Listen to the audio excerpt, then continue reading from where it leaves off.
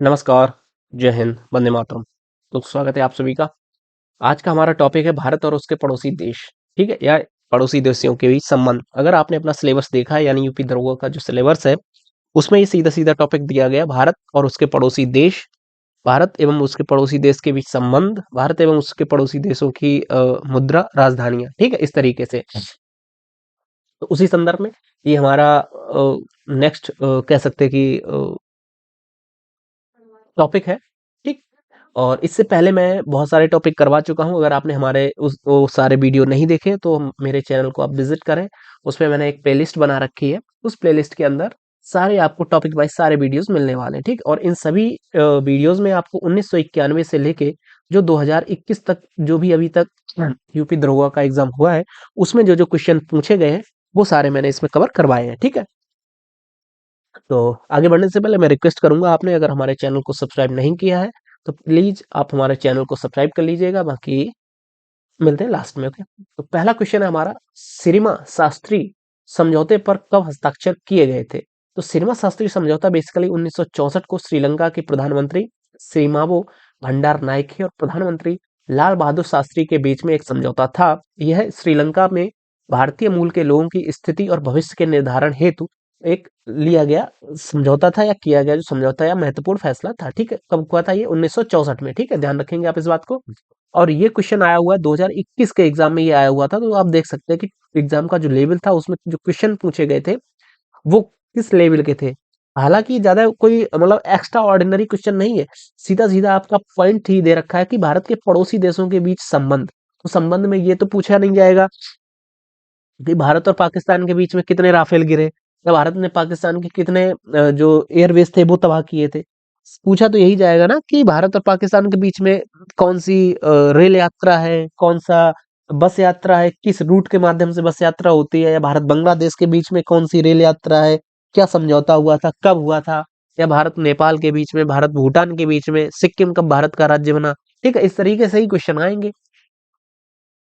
तो अगला क्वेश्चन है हमारा, S-400 भारत ने किसके साथ में? ये तो भाई मतलब बच्चे बच्चे को पता है अपना, द रसिया है ना, द रसिया बोला करो, सिर्फ रसिया नहीं। अगला क्वेश्चन,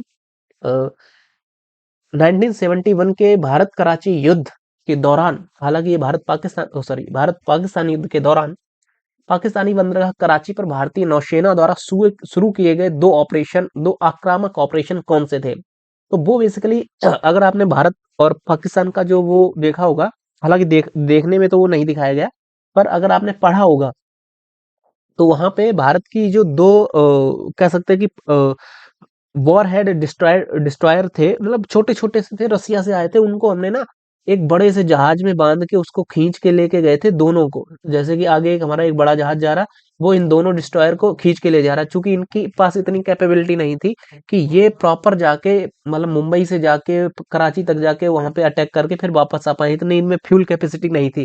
तो हमारी एक बड़े से कह सकते हैं जहाज से खींच के इनको ले जाया गया। और सपोज ये कराची है, तो मतलब यहाँ पे मान लेते हैं ये कराची, तो यहाँ तक ले जाके बड़ा सा जो बड़ा वाला जो जहाज था वो साइड में खड़ा हो गया। उसके बाद में ये दोनों जो थे, एक इस तरफ से गया, वो वहां पे जाके कराची पोर्ट को तबाह कर दिया। उसके बगल में एक दूसरा था, उसने जाके एक और पाकिस्तान का डिस्ट्रॉयर था, उसने उससे पहले भारत का एक डिस्ट्रॉयर को समाप्त कर दिया था, फिर उसने उसको तबाह किया था। इस तरीके से जाके हमने खींच के लेके गए थे, ठीक है? मतलब एक तरीके से कह सकते हैं टोचिंग करके, टोचिंग बोलते समझते हैं ना आप? जैसे कि अगर आपकी कोई गाड़ी है वो फंस जाती है, तो फिर आप अपनी थार लेके आते हो 4x4, है ना? और उससे फिर उसमें वो बांध के उसको खींच के निकाल देते हो, तो इसको बेसिकली बोला जाता है टोचिंग, ठीक है? तो इसी तरीके से हम एक बड़े जहाज से छोटे हमारे जो डिस्ट्रॉयर थे उनको खींच के ले गए, वहां पे जाके हमने बमबारी की और उनको डिस्ट्रॉय किया। तो उस बेसिकली ऑपरेशन का नाम यहाँ पे पूछा गया है, वो बेसिकली ऑपरेशन हो जाएगा ऑपरेशन ट्राइडेंट और ऑपरेशन पाइथन, ठीक है? दिसंबर 1971 में भारत पाकिस्तान के बीच में जो लड़ाई हुई थी, उसमें जो समुद्री लड़ाई छेड़ी गई थी, उसका जवाब देने के लिए भारत द्वारा ऑपरेशन ट्राइडेंट और ऑपरेशन पाइथन चलाया गया था। इस ऑपरेशन के तहत 4 दिसंबर 1971 को भारतीय नौसेना ने कराची नौसैनिक अड्डे पर इतना भीषण हमला बोला था कि वहां पे सब धुआं धुआं कर दिया था, ठीक है? और इस ऑपरेशन की सफलता के मद्देनजर ही 4 दिसंबर को नौसेना दिवस मनाया जाता है, ठीक? अभी रिसेंटली निकल गया 3 दिन पहले। भारत सार्क व्यापार मेला निम्नलिखित में से किस शहर में आयोजित किया जाता है? तो ये बेसिकली किया जाता है नई दिल्ली में। हालांकि अब सार्क को आप बिल्कुल समाप्त ही समझ लीजिए, क्योंकि ये अब एक्टिव नहीं है। पाकिस्तान ने इसमें मतलब पाकिस्तान है, और इस वजह से इसकी भारत ने इसमें थोड़ा एक्टिविटी कम कर दी है। और सार्क बेसिकली 8 देशों का एक संगठन था, तो इसमें विकास की बात होती थी, पर अब छोड़ो खैर। कौन सी रेखा भारत और पाकिस्तान के बीच की सीमा तय करती? तो आप सभी को पता है, भारत और पाकिस्तान के बीच में रेड क्लिफ है, ठीक है। और भारत और श्रीलंका के बीच में मैकमोहन हो जाएगी, ठीक है। आप देख सकते हैं भारत और चीन के बीच में मैकमोहन हो जाएगी, भारत पाकिस्तान के बीच में रेड क्लिफ हो जाएगी, भारत अफगानिस्तान के बीच में डूरंड हो जाएगी, और वहीं जर्मनी और फ्रांस के बीच में मैगिनॉट रेखा, और यूएसए और कनाडा के बीच में 49 डिग्री जो पैरेलल रेखा है वो हो जाएगी, ठीक।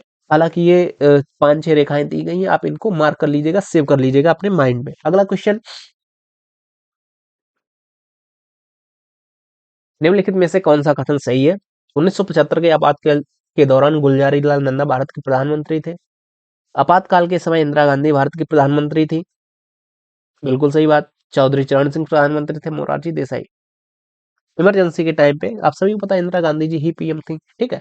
और हाँ, ये बहुत ज्यादा इंपॉर्टेंट है कि उस समय यानी आपातकाल के दौरान भारत का जो राष्ट्रपति था वो कौन था। ये यूपी पुलिस कांस्टेबल के एग्जाम में ये क्वेश्चन सीधा सीधा आया था कि 75 के आपातकाल के दौरान भारत का जो राष्ट्रपति था वो कौन था। तो आप जो उस समय राष्ट्रपति थे वो थे फखरुद्दीन अली अहमद जी, ठीक है। ध्यान रखेंगे इस बात को। आपातकाल के समय भारत के राष्ट्रपति कौन थे ये देख सकते हैं आप, ठीक है। तो इमरजेंसी के समय जो भारत के राष्ट्रपति थे वो थे आपके फखरुद्दीन अली अहमद, ठीक है। और इनका जो कार्यकाल था, जो क्या बोलते हैं, इमरजेंसी का जो टाइमिंग था वो बेसिकली इमरजेंसी लगी थी 25 जून 1975 को, और से 31 मार्च 1977 तक 21 महीने की अवधि में भारत में इमरजेंसी घोषित की गई थी। और भारत के तत्कालीन राष्ट्रपति फखरुद्दीन अली अहमद थे, और तत्कालीन भारतीय प्रधानमंत्री इंदिरा गांधी जी थी। और इनकी सलाह पे अनुच्छेद 1952 के तहत भारत में राष्ट्रीय आपातकाल लगाया गया था। भारत की पूर्व की ओर जो लुक ईस्ट नीति है वो कब प्रारंभ हुई थी, देख लेते एक बार। ये बेसिकली 90 के दशक में, ओके। Look east, okay. हाँ, तो जो लुक ईस्ट नीति थी वो पीवी नरसिम्हा राव की सरकार द्वारा अपनाई गई विदेश नीति थी। इसका उद्देश्य भारत द्वारा दक्षिण पूर्व एशिया के देशों के साथ बड़े पैमाने पर आर्थिक और सामरिक संबंधों को विस्तार देने और इस क्षेत्र में चीन के प्रभुत्व को संतुलित करने के लिए उद्देश्य से बनाई गई नीति थी, ठीक है। ये 90 के दशक में, और इस समय प्रधानमंत्री कौन थे आपके? नरसिम्हा राव जी, ठीक। चीन और भारत के बीच 21 दिन चले घुसपैठ विवाद भारत को किस सेक्टर में हुआ था? यानी कि जो ये, हालांकि 2014 में जो हुआ था उसकी बात कर रहा है। उसके बाद में हमारा गलवान इंसिडेंट हो चुका है, तो आप गलवान को भी देख के जाइएगा, क्योंकि भारत के पड़ोसी देशों के साथ संबंध एक टॉपिक ही इसी का नाम है। तो हो सकता है आपका भारत चीन के साथ में जो इंसिडेंट हुआ था उसके बारे में पूछ लिया जाए। हालांकि मोस्ट जो चांसेस है आपके, जो अभी हमारा इंसिडेंट हुआ था पहलगाम में, ठीक है, तो वहां के बारे में हो सकता है भारत पाकिस्तान के बारे में पूछा जाए। हो सकता है भारत बांग्लादेश के बारे में भी पूछ लिया जाए, क्योंकि बांग्लादेश में भी बहुत उथल पुथल मची है। और कोई इसमें कुरेज नहीं होगा अगर भारत नेपाल के बारे में पूछ लिया जाए, क्योंकि अभी नेपाल में भी सरकार बदल चुकी है, और वहां पे भी आप देख सकते हैं, ठीक है। तो चीन और भारत के बीच 21 दिन का ये घुसपैठ विवाद हुआ था। ये बेसिकली हुआ था चुमार घाटी में, ठीक। ये लद्दाख रीजन में पड़ती है, ठीक है। 3 बीघा विवाद किस देश के साथ में था? ये हालांकि बांग्लादेश के साथ में था। मोदी जी ने इसको सेटल भी कर दिया था, ठीक है, उस समय। लेकिन उस समय जो प्रधानमंत्री थी वो थी शेख हसीना जी, और वर्तमान में तो समाप्ति हो चुका। खैर छोड़ो, अगला क्वेश्चन,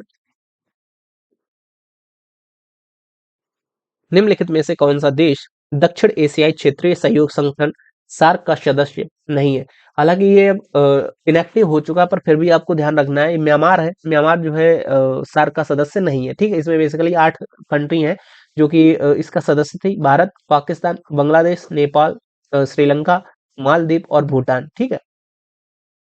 सार्क के 18 सम्मेलन हो चुके थे, और 2016 में 19वां शिखर सम्मेलन पाकिस्तान में आयोजित होने वाला था, परंतु ये नहीं हो पाया। उसके बाद में कोई भी सम्मेलन नहीं हुआ, ठीक।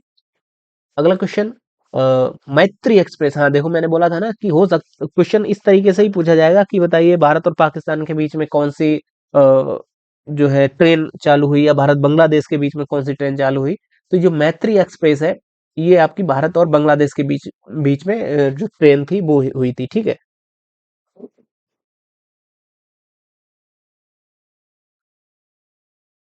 हाल ही में हाल ही के दिनों में भारत के दक्षिणी सिरे पर स्थित पड़ोसी देश के और मालदीव में समुद्री सुरक्षा के मुद्दे पर आपसी सहयोग देना संस्थापित किया है। यह पड़ोसी देश कौन सा है? दक्षिणी सिरे पर स्थित।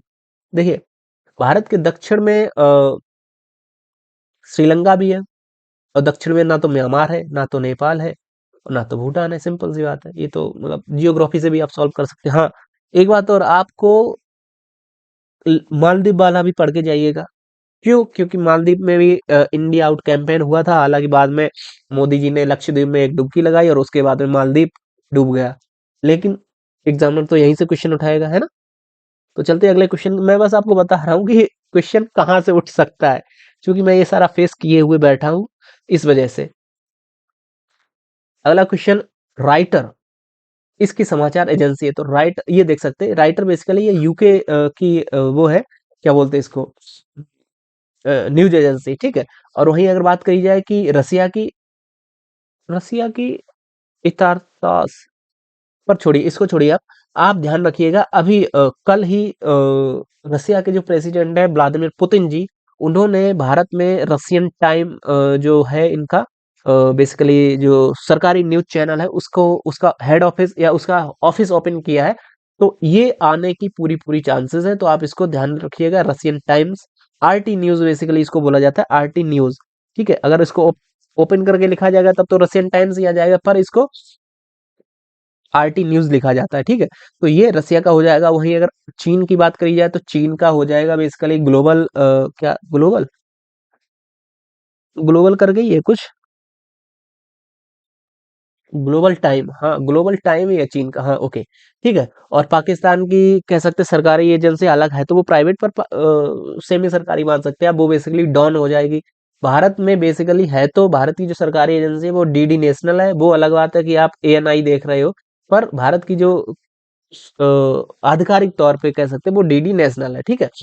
जर्मनी की डीपी है, रसिया की ये हो जाएगी, यूएसए की यूनाइटेड प्रेस इंटरनेशनल, यूके की राइटर, ठीक है।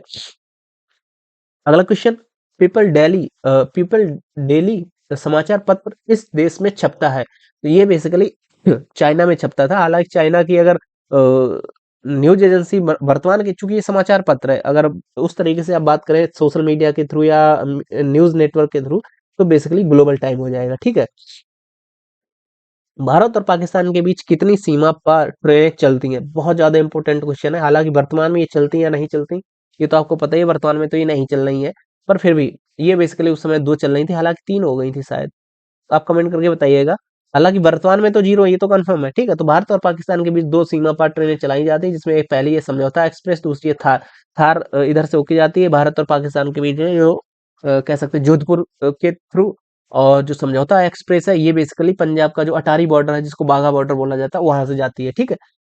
ओके।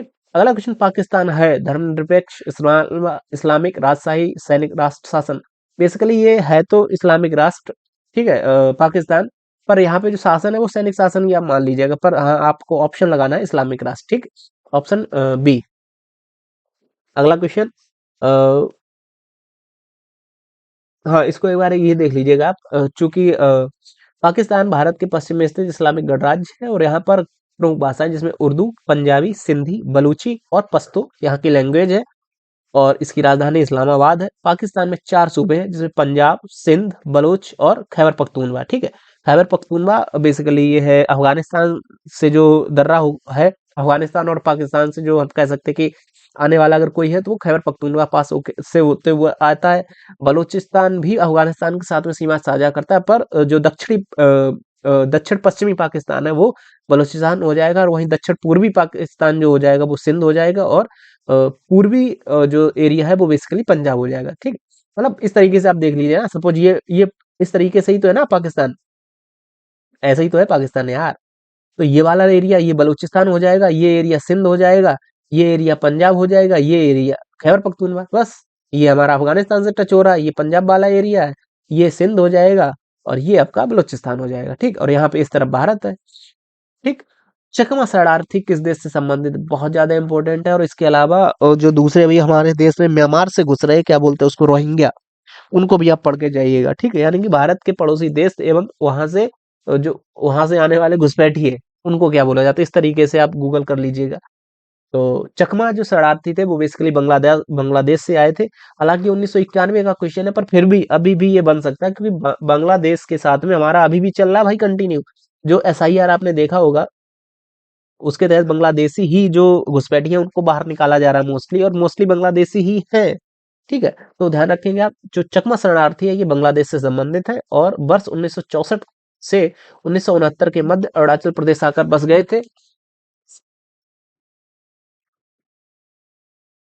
ठीक। तो ये हो जाएगा बेसिकली। और ये अरुणाचल प्रदेश वगैरह में आके ये बस गए थे, और इन शरणार्थियों को चकमा कहा जाता था। जबकि रोहिंग्या का जो संबंध है वो म्यांमार से हो जाएगा, ठीक है। हो गया। चलते अगले क्वेश्चन की तरफ। तो बस यहीं तक हमारे क्वेश्चन थे, मतलब हालांकि पर आप देख सकते हैं ये इसमें ज्यादा कोई हाई लेवल का नहीं आता, पर फिर भी आप देख के जाइएगा भारत एवं उसके पड़ोसी देशों के बीच जो संबंध है वो किस तरीके के संबंध है, क्या क्या होता है वहाँ पे, ठीक है। या कोई समझौता हुआ तो वो क्या किससे रिलेटेड समझौता हुआ है, या आप भी रिसेंटली कह सकते हैं कि पाकिस्तान के साथ में हमारा बहुत ड्रामा चल रहा है, नेपाल के साथ में चल रहा है लिपू लेख और काला पानी को लेके। इसके अलावा भूटान के साथ में तो हमारे बहुत अच्छे संबंध हैं, ठीक है। और म्यांमार के साथ में, चाइना के साथ में, पाकिस्तान के साथ में, मालदीव के साथ में बेसिकली, ठीक। और श्रीलंका के साथ में। तो सारे आप ध्यान रखिएगा, पढ़ के जाइएगा एग्जाम से पहले। हालांकि अभी एग्जाम में टाइम है, पर मैं बस आपको ये समझा रहा हूँ या समझाना चाहता हूँ कि आपको ये समझ में आ जाए कि एग्जाम में जो क्वेश्चन आते हैं वो किस लेवल के आते हैं, किस तरीके के आते हैं, क्या उनका मतलब नजरिया क्या रहता है, ठीक है। तो चलिए मिलते हैं आपसे नए वीडियो में, तब तक के लिए आप बाय बाय। और हाँ, अगर आपने हमारे चैनल को सब्सक्राइब नहीं किया है तो आई रिक्वेस्ट यू प्लीज हमारे चैनल को सब्सक्राइब कर लीजिएगा, अपने दोस्तों के साथ में शेयर कर दीजिएगा। बाकी मिलते हैं आपसे नए वीडियो में। और हाँ, मैं उम्मीद करता हूँ आप लोग में जो भी है दरोगा बनेंगे, तो हम मिलेंगे फिर लखनऊ में, है ना। तो बाय बाय, जय हिंद।